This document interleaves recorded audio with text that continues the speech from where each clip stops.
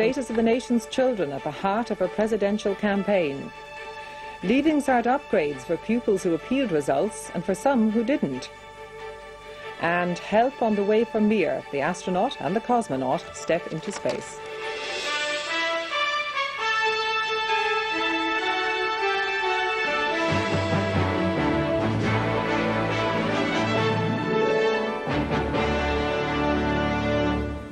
Good evening and welcome.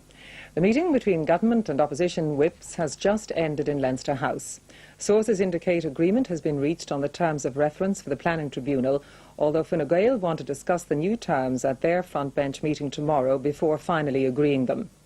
The Dáil debate on the terms is now expected to take place next week. The compromise agreed means that the £30,000 donation to Ray Burke will be included in the terms of reference and will be the first item to be dealt with by the tribunal. Speaking on 6-1 News, Brendan Howlin of the Labour Party outlined what he wanted the tribunal to achieve, and Martin Cullen of Fianna Fáil defended his party's stance. We must be focused on it, and that's why we again suggested the money trail. There was an acknowledged gift to Mr Burke. We should start at that point. We need now to trawl whether any other politician or any political party received money from Mr Gogarty, Mr Bailey or their companies.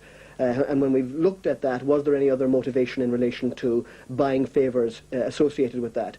We also, from the Labour Party's perspective, have sought to include in the terms of reference an invitation to those who believe they have other information. Those, for example, the solicitors in Newry, who have suggested that there are others involved, to come forward and be invited by the new tribunal to put all the information they have into the public domain so that it can be fully investigated now. One thing that the Taoiseach was determined, and I know it's Ray Burke's view too, he welcomes this tribunal, he wants to go before it, and he wants an openness and transparency about all of these matters, and that determination of the government has never changed. And I think at last there is an acceptance by particularly Mr Bruton and the opposition that what the Taoiseach outlined in the way forward has proved to be correct.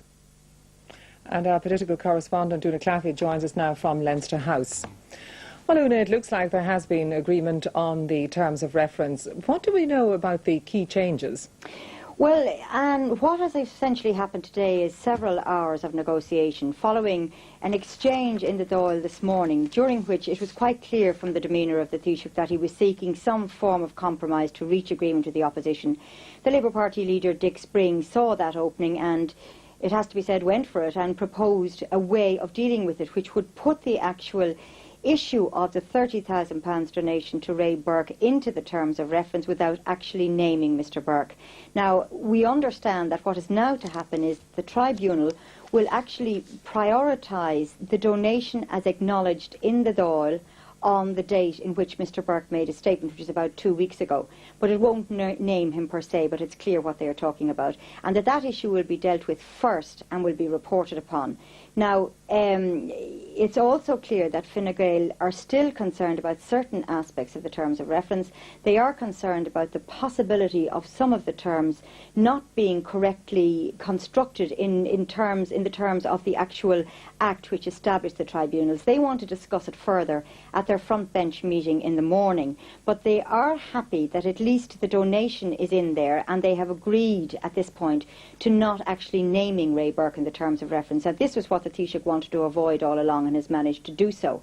So tomorrow the whips will meet again at 12 o'clock after that Fine Gael front bench meeting, and it's expected there'll then be a debate on Tuesday next on the actual terms. It's hoped by then that essentially there'll be substantial agreement between government and opposition, that it won't be a particularly acrimonious debate, and that the